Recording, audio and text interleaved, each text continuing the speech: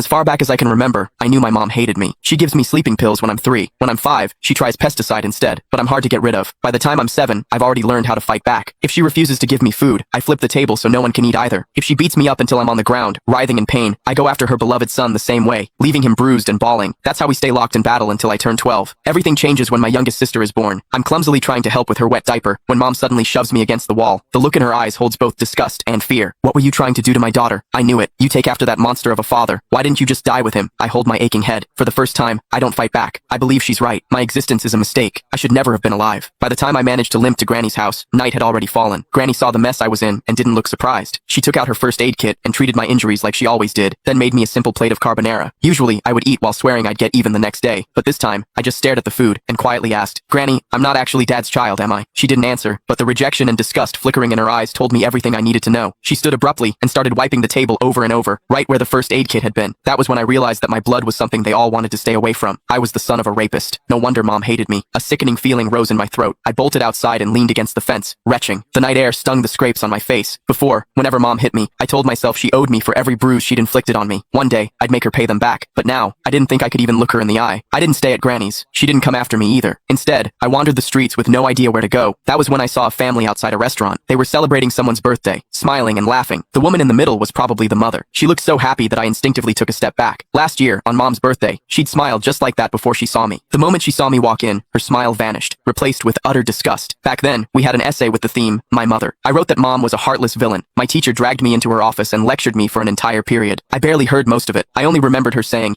"No mother in this world would ever stop loving her child." I believed her. I saved money from collecting recyclables and bought my mom a birthday cake. I just wanted a hug, the same kind she gave my brother, Casper Willis. But her frigid expression was like a stab in the heart. I felt like a fool, standing there with that cake in my hands. Anger overwhelmed me. When no one was looking, I went out and caught a couple of frogs in the garden. Then, I hid them in the cake. I could still remember the way she screamed when they jumped out. Back then, I felt a twisted sense of satisfaction. I thought she didn't deserve to be a mother. I thought she had it coming. But now, I know the truth. The one who didn't deserve anything was me. My existence itself had hurt her. As I watched that mother's smile through the restaurant window, I made a decision. This year for mom's birthday, I would give her a gift she would truly be happy with, one that would free her completely. I decided to die. Once that thought took root in my mind, my steps felt lighter. I even started planning how to do it without troubling anyone. I needed to do something that wouldn't leave a mess. But before I could carry out my plan, a patrolling officer spotted me and brought me home. Mom answered the door. As the door shut behind us, I stared at the floor, unable to meet her eyes. Her icy tone sliced through the air. "Why didn't you just die out there?" I almost snapped back, but I forced the words down before they came out. Still, as I stared at her back, I couldn't stop myself from asking, what would you do if I really did die? Would she be the least bit sad? "If you've got the guts, hurry up and do it. I'd celebrate." She walked straight into my siblings' room.